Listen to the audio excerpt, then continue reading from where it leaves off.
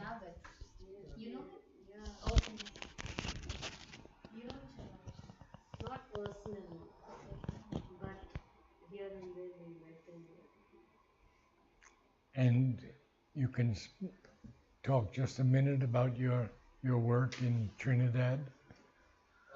Yeah, I do many different things. Economically, farming is my work. Organic farming. My family has a small chocolate making business, so we grow cacao and coffee and many other different fruits. And yeah, we make chocolate. And I also keep bees for honey production and grow lots of different vegetables and fruits and sell in our market. And I try to encourage organic farming in my community and country as best as I can. Okay. Yeah. So 6:30. Let us begin with 3 ohms. Om.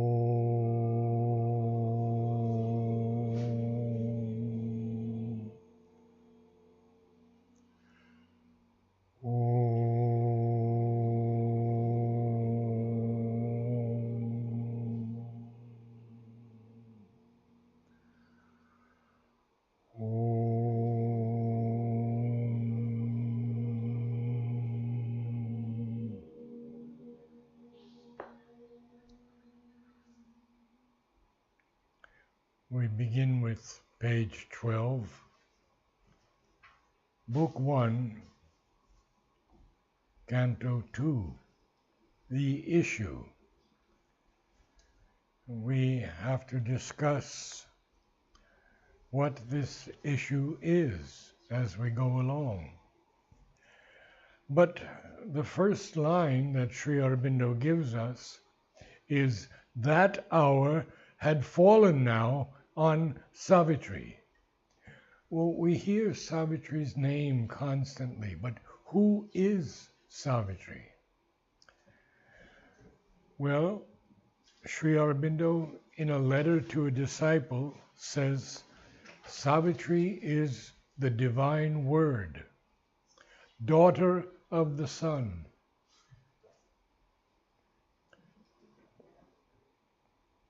Goddess of the supreme truth, who comes down and is born to save. So we see now that Savitri has a particular mission to come down and save. And what we are seeing in this canto is what she has to face, because this is a flashback to her union with her answering soul, Satchivan. Sri Aurobindo says that a point she had reached where life must be in vain, or in her unborn element awake, her will must cancel her body's destiny. Now this is very, very interesting, because first of all, how can her will cancel her body's destiny? Only if she defeats death. So she has reached this point in her life. She knows that her husband is going to die in 12 months. She's a young woman, maybe in her late teens. We have to remember that. She's not an old woman. She's very young, maybe 19 or 20 or something like that. And then the rest of her life, she can either follow him into the flames or become a nun. And that was all that was available to women at that time when they lost their husbands. So we see now a point she had reached where life must be in vain. Or and he has a comma, or in her unborn element awake. Now, what is this unborn element? Sri Aurobindo uses the word as an adjective. And he says, the Jivatman is for me the unborn, who presides over the individual being and its developments, associated with it, but above it and them, and who, by the very nature of his existence, knows himself as universal and transcendent, no less than individual, and feels the divine to be his origin, the truth of his being, the master of his nature, the very stuff of his existence.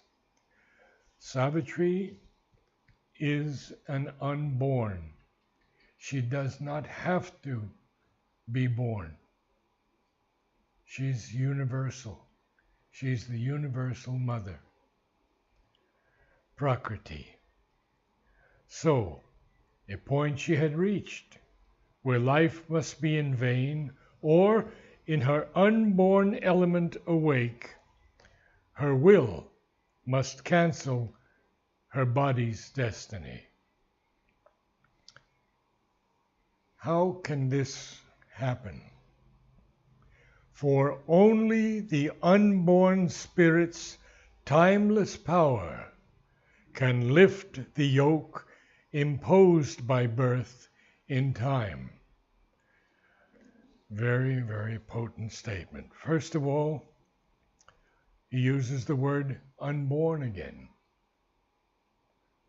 So, unborn element awake, and 3 lines later, unborn again. Very important. For only the unborn spirit's timeless power. The unborn spirit is outside of time. Time is not relative to the unborn spirit. And only it can lift the yoke imposed by birth in time. We have a yoke. What is that yoke? Well, we know about the oxen when they're yoked to move around and thresh the grain, but a yoke is a burden. And those heavy bars on the oxen are a burden also. So we have a burden here of birth in time because we're going to die. So that is a burden. In fact, every day since the day we were born, we're beginning to die. Now, how can that be changed? For only the unborn spirit's timeless power can lift the yoke imposed by birth in time. And then he's going to continue and tell us only the self that builds this figure of self.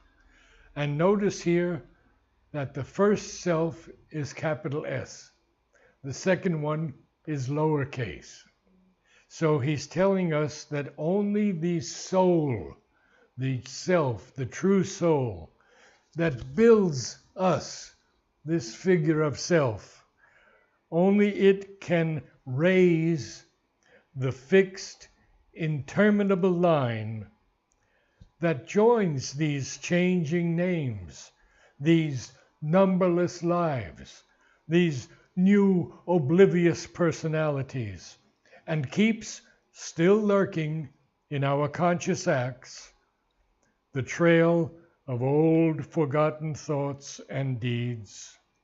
Disown the legacy of our buried selves, the burdensome airship to our vanished forms, accepted blindly by the body and soul. A lot to go through here. We'll take our time. So we know that only the unborn spirit's timeless power can lift this yoke, this burden that is imposed on us when we take birth in time. If we don't take birth in time, we're universal. We're united with the divine. We're part of the transcendent Purushottama. So, we choose to take birth in time because on this earth, this magnificent, beautiful, greening earth, there is an evolution. And that evolution starts with the fish, goes through the 10 avatars, and it's leading us to a divine life on earth. It's leading us to the conquest of death. And that is the whole of Savitri, given to us right there. So he says, only the self. And in the essays on the Gita, he says, the self is our self-existent being. Only the self that builds this figure of self can raise the fixed, interminable line.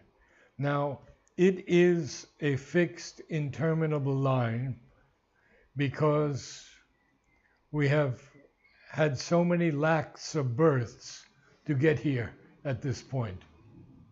We have been born and died hundreds of thousands of times to be here in the human body on earth at this great moment of the earth, the greatest moment of the earth, because what Mother and Sri Aurobindo have brought down has never been here before.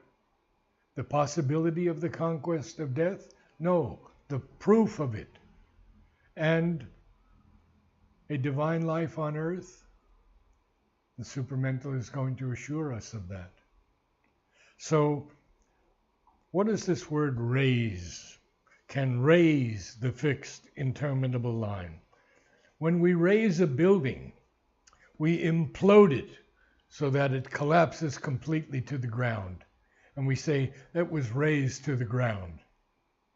Can raise the fixed, interminable line. And what is that line? That line that joins these changing names, these numberless lives, these new oblivious personalities. Well, why are they oblivious personalities? Because we don't remember our past births. We've forgotten them. So we have these changing names. One day it's Narad, the next day it's Joe. Then these numberless lives. So many lives we've lived to be here in this sanctified atmosphere of the new world. These new oblivious personalities. But then he says, and keeps still lurking in our conscious acts the trail of old forgotten thoughts and deeds. Very simply, our past. All the things that we've done in the past. And we call that karma, or we call it fate, or in Texas they say, what goes around comes around.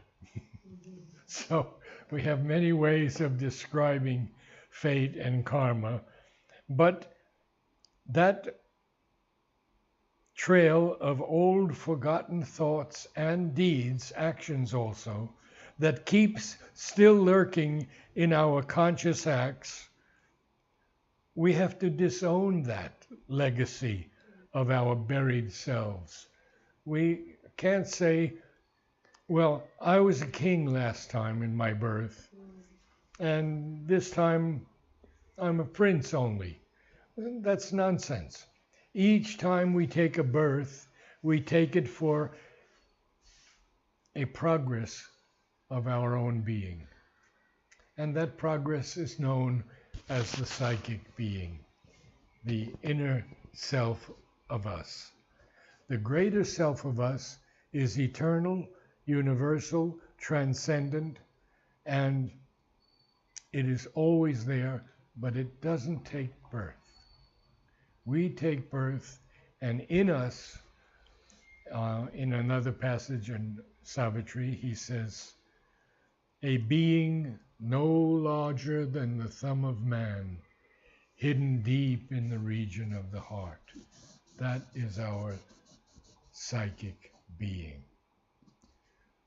In Christianity, it would be called the soul, but it is the psychic being that grows from life to life, gathering all the positive experiences we've had in this life.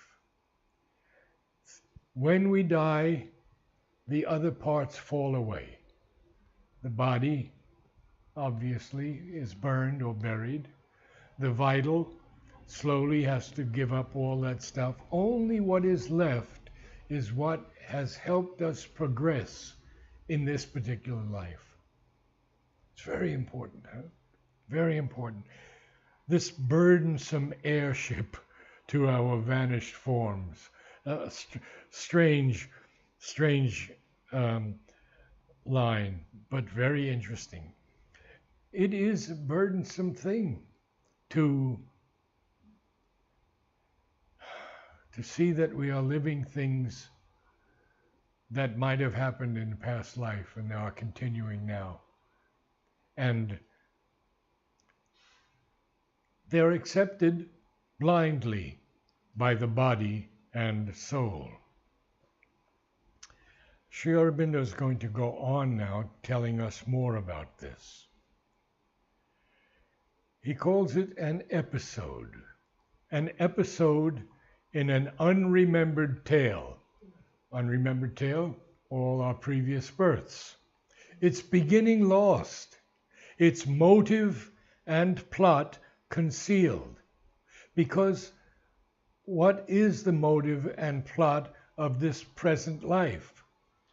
Well, for 99.9% of humanity, it's eating, sleeping, procreating, and enjoying life, or having sorrow.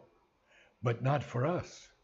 Our motive and plot is only the progress of the inner being towards the divine consciousness and eventually uniting with it. He says, a once living story has prepared and made our present fate child of past energies. And there's karma. So our present fate, we are reaping the past energies of previous births. Extraordinary. Now, I have a question. yes, sure.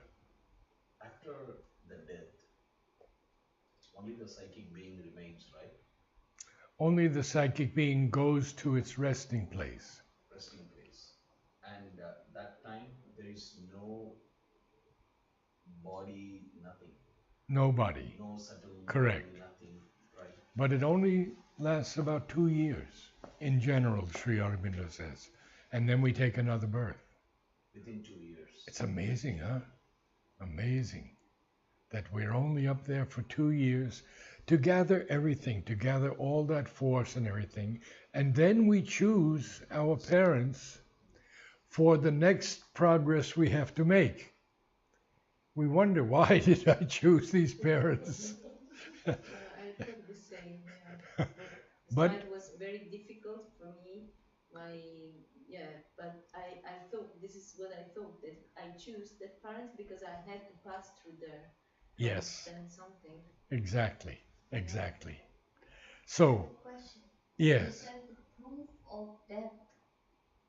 Pardon? What is the proof of conquest over death on earth? Immortality.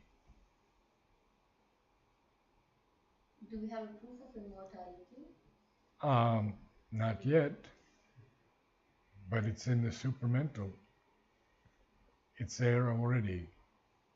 Sri Aurobindo left in his 70s because he had to put his body into the earth to establish the supermind. Mother lived another 23 years, not working what we think she was working with.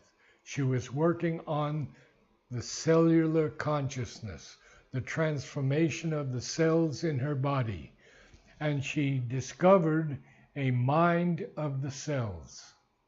And there's a book called Mind of the Cells, written by Satprem.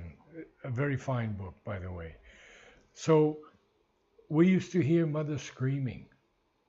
I'd stand by the Samadhi and hear her voice. But it wasn't the kind of pain that we're understanding. It was the pain of convincing the cells of the body to transform themselves, so immortality could be possible. And Mother did it to a great extent. But when she asked Dr. Bist, can this body live to 100? He said, no, Mother. He said, it's too beaten up. She lived to 95. And she saw hundreds and hundreds of thousands of people in those years, sleeping usually 2 hours a night, going to bed maybe at 4 in the morning, writing letters until 4, waking up at 6, and beginning the day again. For years, years and years. Don't forget, Sri Aurobindo gave her the total control of the ashram. All the children, school of education, knowledge, departments, construction, all of these things. That was, Mother had secretaries who would come and inform her of all of these things, and she would give directions, etc. So, back to our story. A once living story has prepared and made our present fate child of past energies. Now, he's going to tell us more about this cosmos.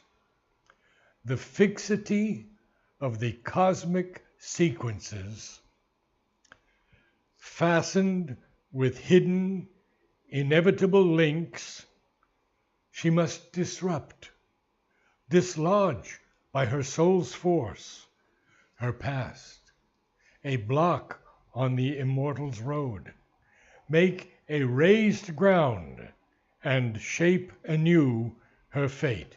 And here we have the word raised coming up again, twice in so many lines. Now,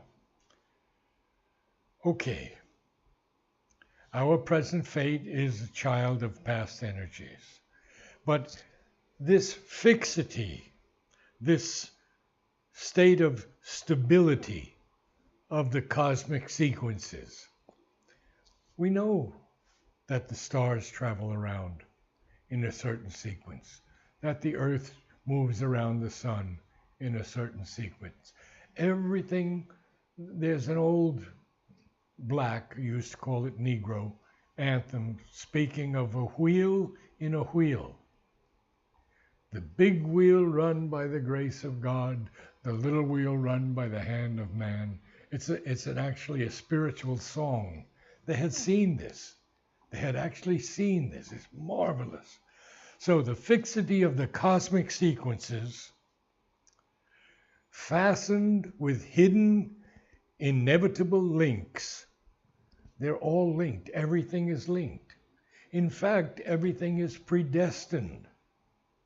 We think we have free will. We don't have any free will. Unless we can rise above body, life, and mind into the higher planes of consciousness, beginning with the higher mind, proceeding to the illumined mind, proceeding further to the intuitive mind, and then to the overmind. And from there, which is the second stage, we would have to go to the third stage, which is the supermind, the supramental. Sri Aurobindo calls it the Gnostic. He calls it the real idea also. So, Savitri has to disrupt this whole fixity of the cosmic sequences that are fastened with these hidden, inevitable links. And she has to dislodge by her soul's force her past. Because her past, he says, is a block on the immortal's road. I can tell you personally that I have experienced this time and time again. Things of the past, even the past in this life, are still having their effect negatively upon me now. Why do we get angry? We're divine. Why should anger come in if we're divine? But it comes in because these universal movements, these hidden, inevitable links, these beings that we call asuras, rakshasas, pisachas, are all active in our life. And they can do a bit of damage. Even the little ones can create damage. So she has to make a raised ground. And when that ground is raised totally, she can shape anew her fate. Wow. In the essays on the Gita, he says the gods are the great, undying powers and immortal personalities who consciously inform, constitute, preside over the subjective and objective forces of the universe. We could do a whole series on that one line. But they are the personalities and powers of the dynamic divine. So she has to engage with these gods on the borders of the unknown, meeting upon the borders of the unknown. It almost sounds paradoxical. How can you have a border of something unknown? And Sri Aurobindo puts these paradoxes before us time and time again, so our consciousness can raise up a little bit and not just say with the stupid mind, oh, that's a paradox, it's meaningless. It's not.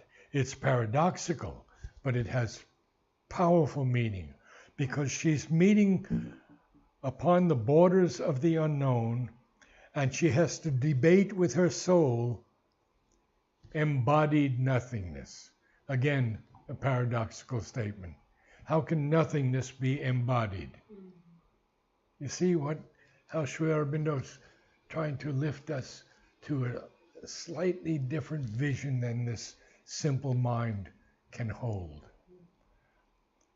And everything has to be wrestled out on a dangerous, dim background. This dangerous, dim background is the cosmos. Her being must confront its formless cause. Now, that is very important. To confront against something is to encounter it, to go up against it. Now, her being, Savitri's being, must confront its formless cause. Now, a cause is something that happens or exists in such a way that something specific happens. It can be a basis also for action or response. So we see that Savitri has had a formless cause. That cause was to take birth in a human body. And taking that birth in a human body, very often, I would say almost always, we forget when we come down as a baby. What do we know? We know nothing. We know the mother's breast. We now have babies with hair. We have babies whose eyes are open when they're born. So there is a big evolutionary push there. But the baby knows nothing. So her being has to confront its formless cause, the reason why she came to earth, to save, as Sri Aurobindo says. And she has to do all of this against the universe. She has to weigh her single self. I'll go on a little bit more because this I can't break here. On the bare peak, where self is alone with naught, and life has no sense, and love no place to stand, she must plead her case upon extinction's verge. In the world's death cave, uphold life's helpless claim, and vindicate her right to be and love. So we'll go through all of that now. We have this scene, huh? She's there debating with embodied nothingness. She's has to wrestle this whole thing out on a dangerous, dim background. Her being has to confront its formless cause. It has to weigh its single self against the universe. The universe will say, "What? You're nothing. You're a speck of dust." So Savitri has to weigh against the universe, weigh its single self. Now, he speaks of this bare peak where self, again capital S, the soul, is alone with naught. Now, he spells naught N-O-U-G-H-T, and very often naught in British English is spelled N-A-U-G-H-T, but it's the same thing. So, he says the self is being, not a being. By self is meant the conscious, essential existence, one in all, from his letters on yoga. So, she's on this bare peak now, where self, her soul, is alone with naught. And on that bare peak, in this vastness, this timeless, spaceless vastness, life has no sense there. And love has no place to stand. And there she has to plead her case upon extinction's verge. Now here we have the edge of extinction again.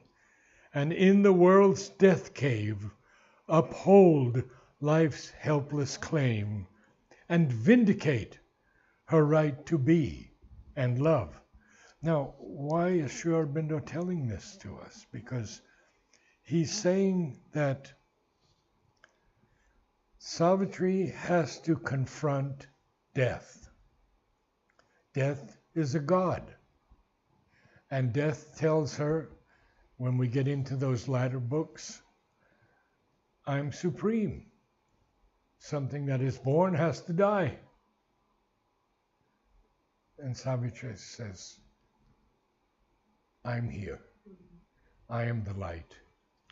And she will conquer death eventually. There's that great line in Savitri, his body was eaten by light. Oh, death's body was eaten by light. So, but we're not there yet.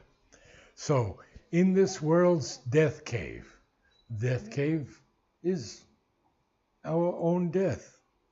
She has to uphold this helpless claim of life. And I'm with my Savitri Sunday group, I'm now in this Godheads of the greater life. And we see that there are beings there that want to live and beings that don't really want to live. And these beings have to try to find a way to continue to exist. And so they interact with Earth. But that's for another time. Naraji, Yes. on the bare peak where self is alone with naught, is that he here represents or refer to infinite, not? Yes, naught is the infinite there. Yeah, it's the blankness of space, the absolute emptiness of all space. And she's standing now on that peak because that's where she's going to meet death. And life has no sense, love, no place to stand there in that emptiness. And she has to plead her case upon this verge of extinction because everything that's born dies. Nature is creating and destroying at every moment. And anyone who's involved in nature, in gardening, horticulture, we see it happening at every moment. Something is being born, something dies. So we had the great Tyrannosaurus and all of these great beings. When their time was over, something new came. They were extinguished. So nature, that's her work. By a slow progression, she's leading us where yoga can lead us far more rapidly. Altered must be nature's harsh economy. So nature has a very harsh economy, and it has to be altered. We have to find a life divine on earth. We have to conquer falsehood. We have to bring truth into our own being and into our collective. We have to learn to live in light and not in sorrow and pain. And therefore, altered must be nature's harsh economy. I'll go a little bit more into page 13. How tough. It's real tough to. It's very tough Very tough. because we're beginning to see how much the Divine Mother has to face. Acquittance she must win from her past's bond. What is a bond? The past tense of bind. So she has this bond that's of the past. Acquittance, she has to release herself from a debt or obligation to the past. An old account of suffering exhaust. Strike out from time the soul's long compound debt. Now we know about compound in money. It keeps earning money, and our compound debt also keeps growing. And then he says, and the heavy servitudes of the karmic gods. Now he tells us about karma. The heavy servitudes. We are slaves of karma until we can get past our past and our inhibitions and our negative habits.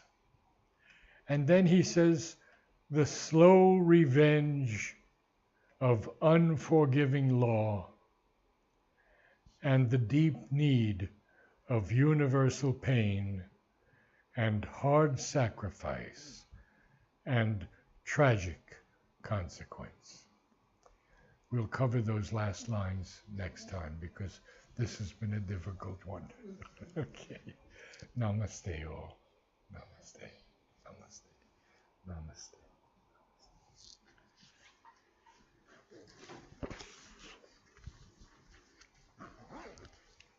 We didn't read from the beginning. Hmm? We didn't read from the beginning. Oh, would you like to do that? Good, good. Now we have to get the. I don't want the lexicon, William.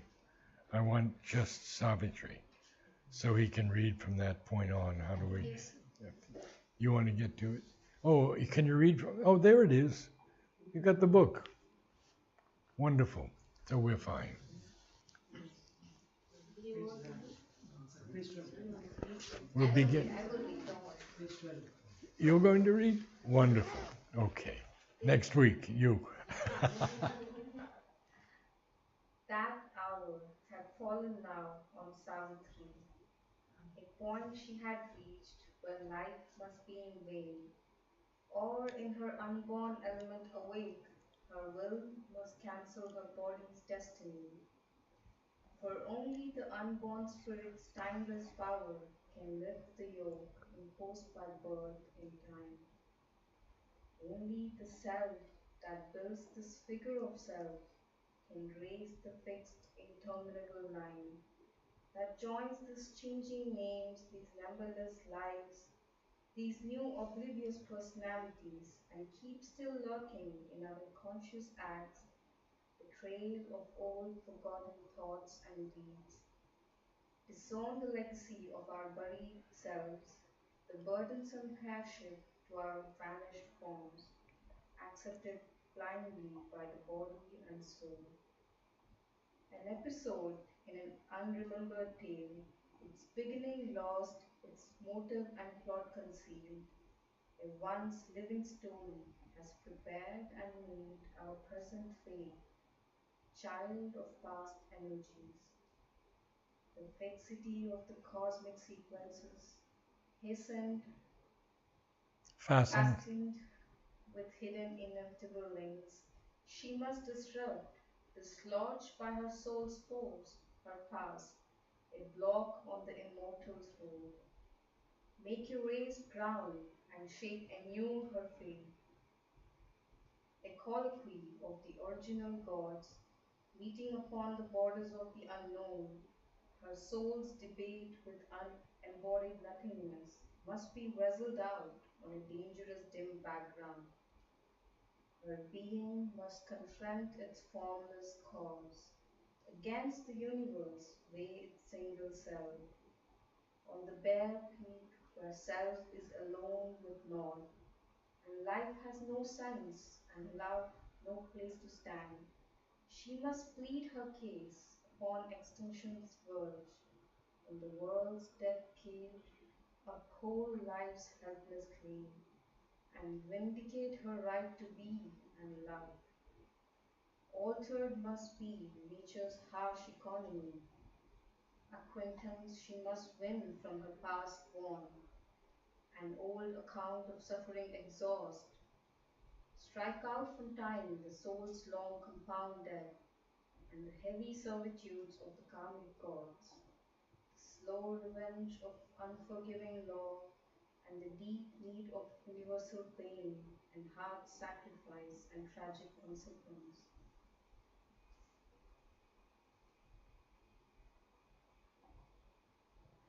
Very good.